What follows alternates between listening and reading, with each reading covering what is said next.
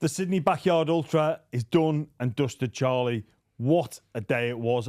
The endurance involved, it was a mental, physical, and emotional challenge. It certainly seemed that way. Like, we're about to sit here and watch the footage, which Jordan Weir has put together, and I can't believe how well you've done it. I don't want to spoil it for anyone who doesn't know how far you went along, but it's an insane event, and you should be very proud of yourself because, like, going into when you told me you were doing it, I didn't really know what it was. I didn't pay too much attention to it.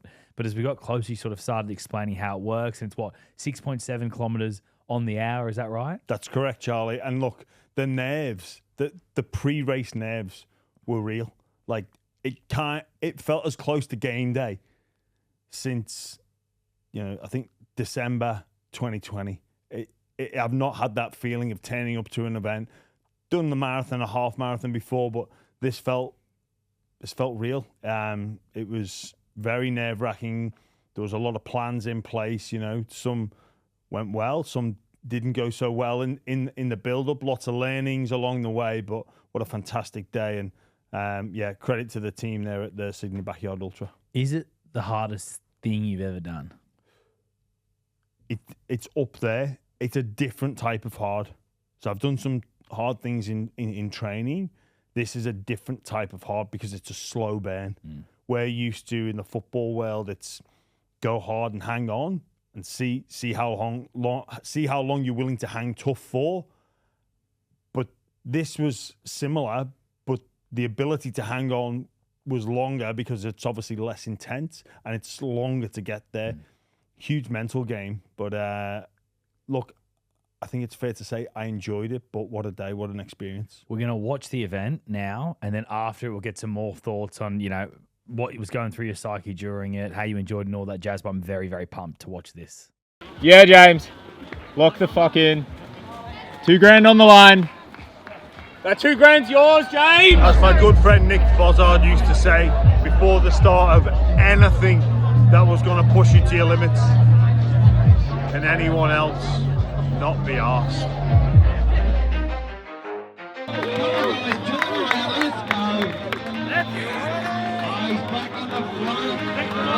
Let's go.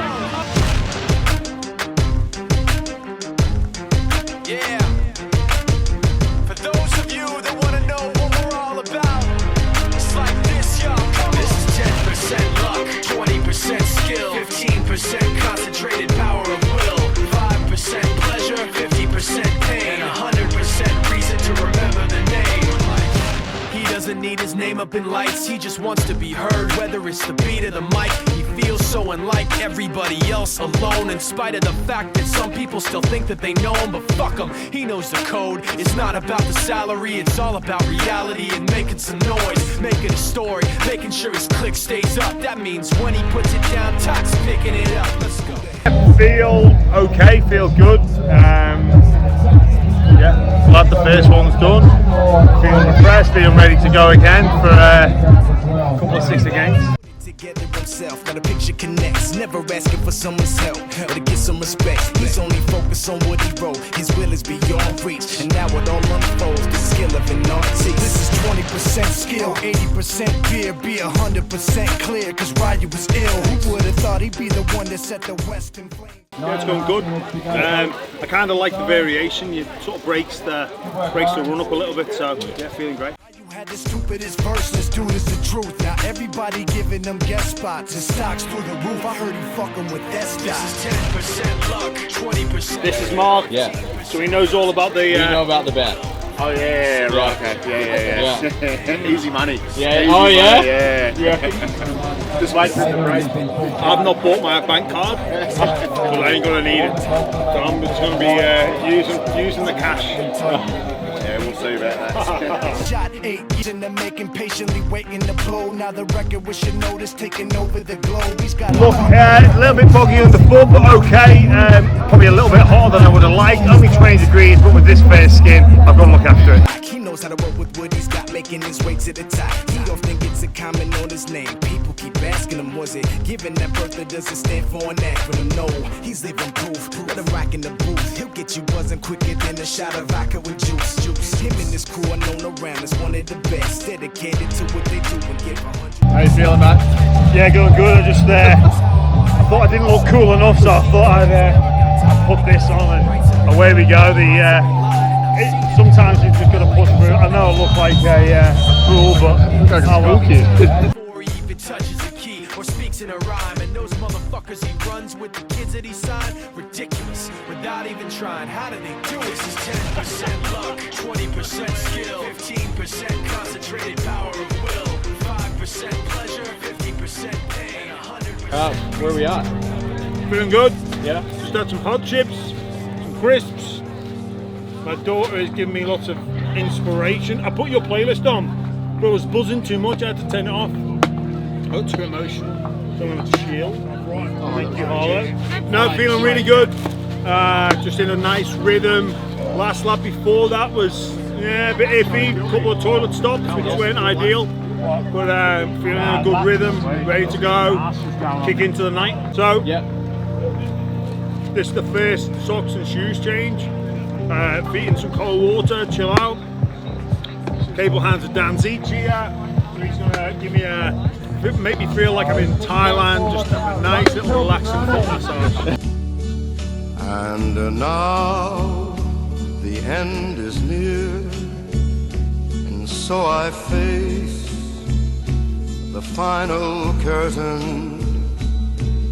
My friend, I'll say it clear, I'll state my case, of which I'm certain.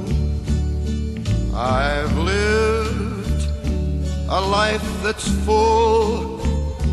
I traveled each. 100K's down, yes! Back at this later. Awesome. 100Ks. Thanks for coming. Let's go. Get back out there. Rock infringement 6 again. Well done, mate. All the boys got 100K. Absolutely amazing work. And the crew have been even better. Everyone's been good to you? Well done, mate. Well deserved. Yeah. You never escape. Well done, quitting in the chair. No, he didn't quit in the chair. Quit in a different chair. That's a story for another day. Yeah. No, I am just completely cooked and done. Like, nothing left. Oh, you left the lab there. Yeah, that is it. Wow. So good. A day. Did you have fun? Oh, mate. To an extent, yes. Yeah. I loved it, mate. I absolutely, genuinely loved it. Like, thank you so much. Thank you. It has been an absolute pleasure. See you in September. Can I go to the toilet?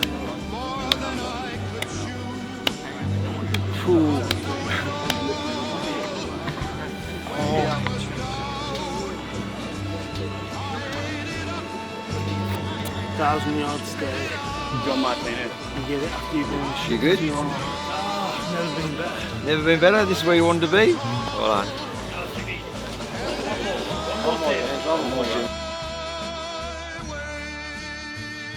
I've loved, I've laughed and cried, I've had my fill, my share of losing, and now as tears subside, I find it all so amusing to think I did all that,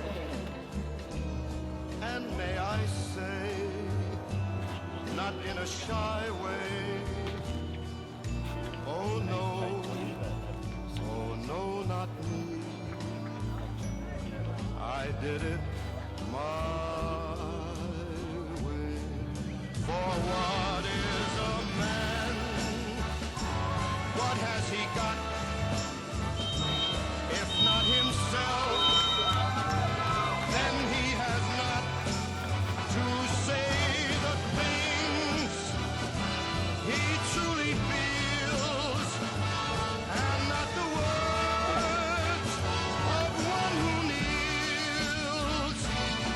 The record shows I took the blow.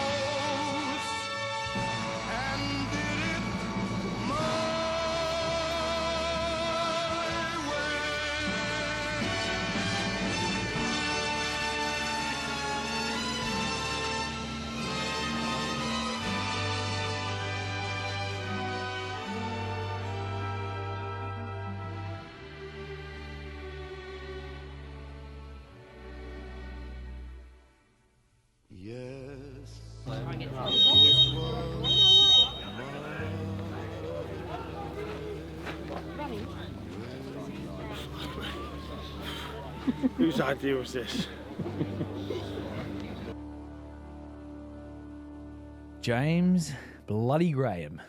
I actually am very impressed. Like, I respect you heavily as an athlete, and I know your endurance is up there with some of the best, but to put yourself through that, like, I can only imagine how painful those last few sets would have been. Yes, the head noise was absolutely dialed up, and look, it was a strange last sort of 3 or 4 laps. Well, I'll talk to you about why I think I stopped when I stopped a bit later. But yeah, the boys were dropping. I think Jerry and Greggy were keen to get to 15 and get to 100k. They did that, and then it was just me and Mark, and he was struggling for a long time. Allegedly, and I mean allegedly, he has come back to me and said that he had a serious medial ligament damage at about 30k, but soldiered on.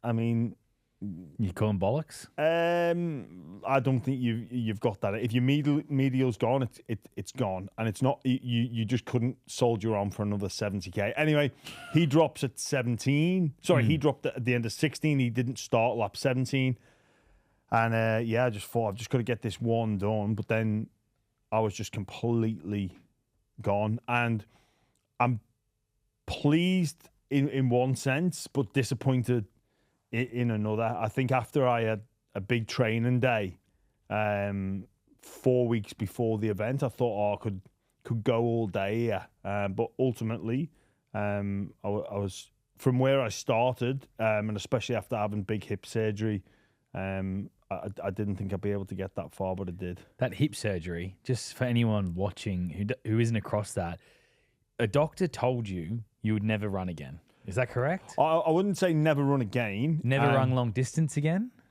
Well, so the back end of my, or the end of my career, sorry, was organising getting this hip resurfacing operation done. I had it done back in Australia, and obviously in the recovery, you're talking about, well, next steps. And I think George Burgess actually came back and did play again, rugby league again, but it's very rare. But the doctor sort of said to me, you know, in recovery, look, what are you planning on doing next? You finish your playing career. What's your plans? And I was like, I'll be sort of going to the gym. I always liked running. I'd like to, see how that goes. And he sort of looked at me. He's like, well, can you just do off-feet cardio? Is that okay? I'm like, like an off-feet cardio is swimming, rowing, ski erg, assault bike, that sort of stuff, which is not my forte whatsoever. I said, what about running? And we sort of like had a sort of verbal agreement on no more than 5k, that he was happy with that. And then, that obviously I didn't stick to it. Yeah. At all. Mate, it's incredible what you've done. I don't know why you're disappointed. Like, what you did, you ran for how many hours total was it? 17 hours. Like, well, the reason I'm disappointed, Charlie, is because I know what stopped me, and I knew it was coming, and I'd planned for this not to stop me, but it did, and that was fuel. I just stopped eating, and the strangest part of it is knowing you need to eat, but your body and your mind's telling you you've got to eat. You need to put fuel in. And it was all prearranged with my friend who was coming for me, Dan. That was a detailed sheet about what to eat, what times, what I was having when it came in from the lap, and then what I was going to take out with me as well. But I honestly, I just couldn't put anything but a few sips of water into me. And what were you feeling then at that point, like when you consumed that water? So what Dan was doing, and I've spoke to him post race, he was actually putting a bit of the carbohydrate mix in the water, not full dose, and I was taking it out, and I'd sip a bit, and I'd be like, it's not water, this, and like spit it out, and I'd just rinse my mouth with it. It's such a bizarre feeling. Your body knows it needs fuel, but the ability to put it in was just gone, like completely gone, and that inability to consume food or anything other than water was lingered for about an hour after the race. I was obviously, you saw the footage of me sort of laying there, but I just couldn't eat for about an hour. And it's such a strange feeling, knowing you need to do something, knowing that this is going to trip you up, and then not being able to do it. And it sounds so simple. And I remember hearing people talk about flavor fatigue and how, you've just got to keep doing it. And I'm a huge eater. I love to eat, and I just couldn't. Wow. It's crazy. And I guess what I've learned from this experience is that is what will ultimately make me tap again. I've got to train and have a different mindset going into the next one, because I'm going to do it again. I'm determined to get 24 hours. That was going to be my next question. Are you going to do it again? Oh, yeah. So you enjoyed it?